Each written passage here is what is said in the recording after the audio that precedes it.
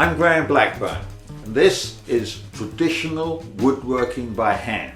That means how to do it without electricity.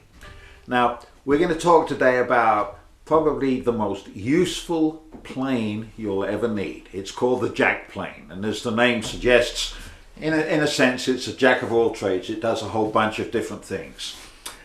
Here is the kind of jack plane that's been used for the last 200 or 300 years. It's just a block of wood, very simple, and you can find one at a flea market for $5, $10, $20, whatever. It works great, and I'll be showing you how we use it.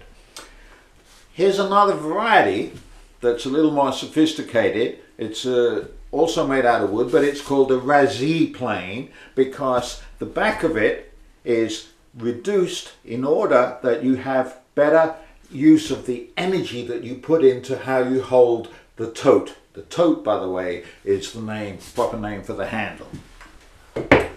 Here is a very expensive high-end plane that was used in the 19th century. This was actually made in Scotland, and these have almost become collector's versions. You go on eBay or Etsy or somewhere, you can find these for almost $1,000.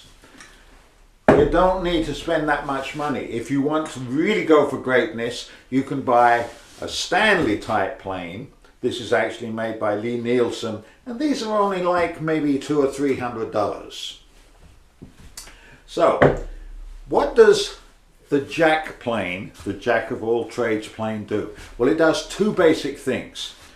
First of all, it's really useful for dimensioning a piece of wood. That means making it the right shape, the right size, whatever. Here's a piece of wood that I might want to make the edge pretty straight, so I can use the plane, and you see it just takes shaving and I can plane down to a line.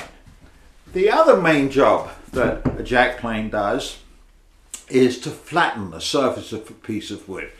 Here's a piece of wood that could have been warped or bent or whatever, and I want to make it flat. And I can use the jack plane by planing across it in all sorts of different directions, and eventually I'll get it perfectly flat. So we're going to talk about what you need to know to be able to do just those two things. The first thing that you need to know is how to hold the plane. How to hold the tote. Now, this handle is an open hand. It doesn't go all the way around, but it is still meant to be held the same way, which is what most beginners don't do. Most people pick up these planes and they put their whole hand around it. That doesn't work. You only need 3 fingers, and the other finger points in the direction that you're going, and I'll explain why in a little bit. And the other thing that you have to remember is that you only need to hold the top of the plane. If I'm planing this piece of wood here, you notice I've got 3 fingers and I've got just my thumb on the front here, and that's all it takes to be able to plane the piece of wood. Now, if you're using a more contemporary plane like a Stanley plane, like this Lee Nielsen here, the temptation is to use the knob. You don't want to hold the knob because that's very difficult to keep the plane straight. One of the advantages of these solid planes is that if you only hold the toe of the plane with your thumb, if I come around here, you can see that this is enough to keep the plane on the wood, but it leaves my fingers free that work as a fence. So I can keep the plane not only perfectly square on the top of the wood, but that I can also know how far I'm going when I'm actually planing. That's called dimensioning a piece of wood. The next major job that a jack plane can do is to flatten the surface of a piece of wood. Here's a piece of wood I just picked up out of the scrap heap, and I want to make sure that the top of it is perfectly flat. Well, first of all, remember that if you're trying to make a piece of wood flat, You can't plane a piece of wood any flatter than the flatness of the sole of the plane.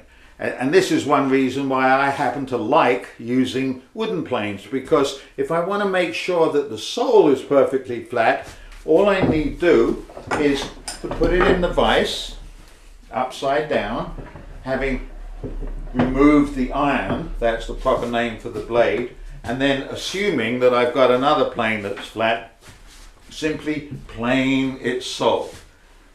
Once I know that the sole of my plane is perfectly flat, then if I want to plane a piece of wood perfectly flat, all I have to do is to plane it in as many directions as I want, and at the point when I can find, no matter which way I'm going, I get a continuous shaving. I can show you a continuous shaving here. When you get a continuous shaving like that, regardless of the direction that you've been planing in, you know that the surface of the wood is flat. And what's more, if the sole of your plane is flat, you can test its flatness by using the plane as a straight edge. So I can see that it's perfectly flat. Now I hope you like that. I hope you'll get a jack plane. It really is the most useful plane you can get, whether you buy an inexpensive wooden one, which I personally like for a couple of other reasons that we'll talk about in the next installment when we talk about how to sharpen the iron, or whether you go for a really high-end one. I think you'll be really happy with the whole trip. So, hope you like what you watched.